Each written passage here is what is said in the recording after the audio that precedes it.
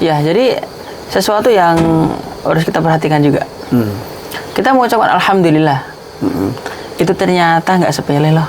Masya Allah. Jadi kita mengucapkan alhamdulillah, kata Rasulullah SAW dalam hadis yang sahih At-Tirmidzi, walhamdulillahi tamla'ul mizan. Allah. Alhamdulillah itu memenuhi timbangan.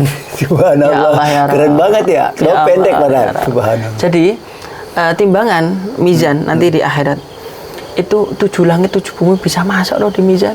Allah besar sekali. Dan langsung terpenuhi saat kita mengucapkan alhamdulillah. Subhanallah. Ya Allah ya Rabb. Jadi ketika pas seseorang itu banyak bersyukur, banyak mengucapkan alhamdulillah, sering-sering mizannya itu penuh. Jadi ya Allah, ketika orang mengucapkan alhamdulillah itu patut bersyukur ya Ustaz. Bersyukur atas ucapan tersebut juga Ustaz ya. Alhamdulillah di atas alhamdulillah gitu Ustaz ya. Iya. Kurang lebih gitu ya. Jadi memang para ulama juga mengatakan tahmiduna yahtaju ila tahmid. Masya Allah. Jadi alhamdulillahnya kita itu masih butuh alhamdulillah yang lain. Kenapa? Karena Allah yang menjadikan kita mengucapkan alhamdulillah. Gara-gara kita dibuat sama Allah mengucapkan alhamdulillah, ya maka Allah, kita mensyukuri alhamdulillah itu.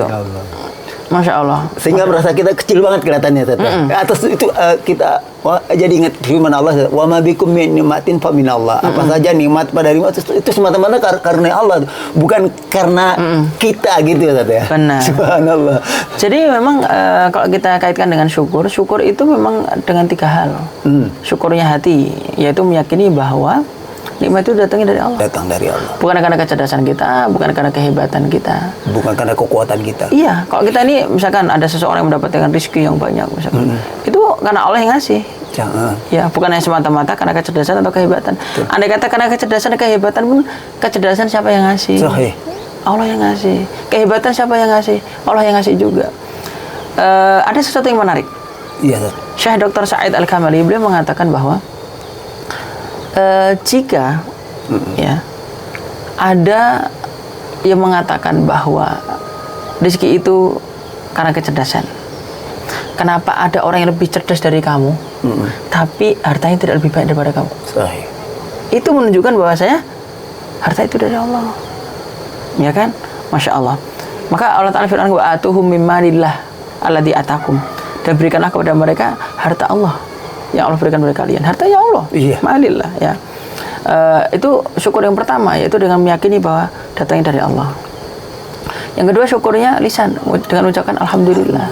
Masya Allah. Kemudian yang ketiga adalah dengan perbuatan menjadikan setiap nikmat itu untuk kebaikan dan ketaatan. Kalau tidak untuk ketaatan, minimal kebaikan lah. Minimal baik. Begitu. Yes. Jadi kalau kita ini beli seblak, itu kan bukan ketaatan, tapi kan baik lah, ya kan? Tapi kalau untuk menyambut tamu, itu sampai ketaatan. Termasuk beliin dongkal, ya. Itu termasuk, ya Masya Allah. Jadi dengan itu kita bisa dikatakan mensyukuri nikmat. Nah sekarang begini. Nikmat Allah itu memang untuk ketaatan dan kebaikan. Sebagai contoh, misalkan udah ngasih saya jubah, harganya mahal, harganya 800.000 misalnya. Terus ketika pas udah datang ke rumah saya, ternyata nggak saya pakai untuk sholat, untuk ngaji, saya pakai untuk keset rumah. Masya Allah. Ya, kalau udah marah sama saya, wajar nggak? Wajar dong. Wajar. Kenapa? Nggak dipakai deh. Karena nggak dipakai. Karena sebenarnya lebih tepatnya adalah karena tidak dipakai semestinya. Iya. Karena tidak dipakai semestinya. Maka itu ketika pas nikmat yang Allah berikan digunakan oleh hamba untuk maksiat, Allah marah. Kenapa? Karena tidak digunakan semestinya. Manusia aja boleh marah kok. Iya.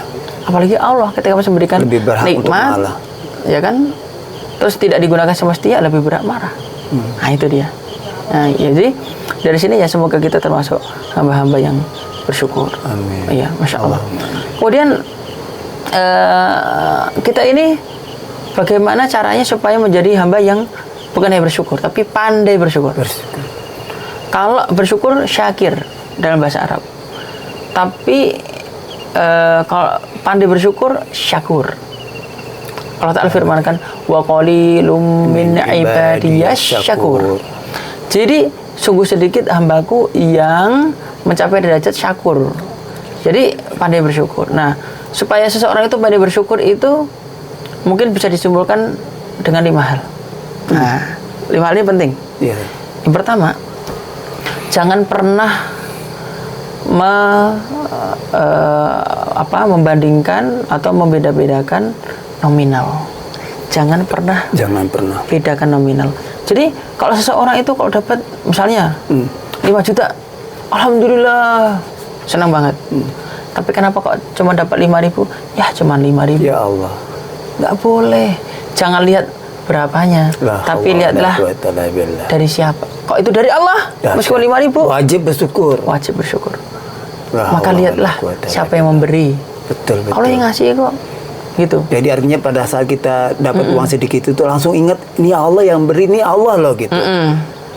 Nah, jadi gini, cara aplikasi la in syakartum la azidanakum.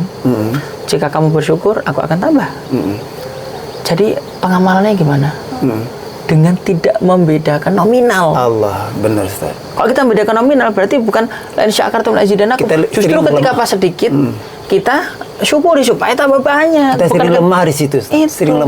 Iya. Tertipu dengan hal yang zahir, yang nampak gitu.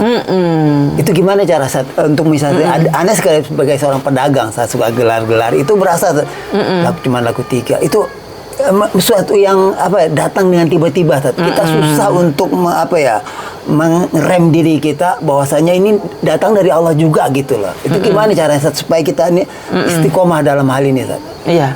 Jadi kita harus selalu menghadirkan perasaan bahwa ini semuanya datangnya dari Allah Subhanahu wa taala. Ya, datangnya dari Allah Subhanahu wa taala.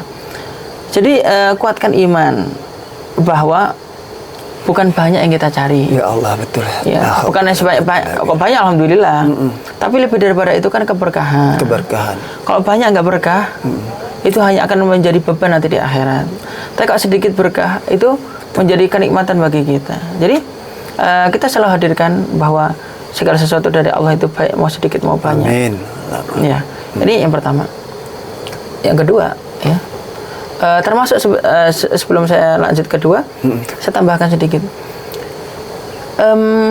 Jadi kalau dapat untungnya, misalnya 100.000, ternyata dapat untung cuma 50.000, itu aja ngeluh kadang. Iya. Ya Allah cuma 50.000 ya. Amantubillah. Ya Allah kok cuma 50.000 ya, kan seharusnya 100.000. Jadi ada yang luput. Ya, itu namanya masih membedakan nominal. Gitu ya. Oke, yang kedua, lihatlah nikmat yang tersisa. Jangan melihat nikmat yang hilang atau luput. Itu dia. Jadi ketika pas kita ini hilang motor misalnya, kan sering orang kehilangan motor. Termasuk saya sendiri kehilangan motor. Ya Allah hilang motor gitu ya. Yeah.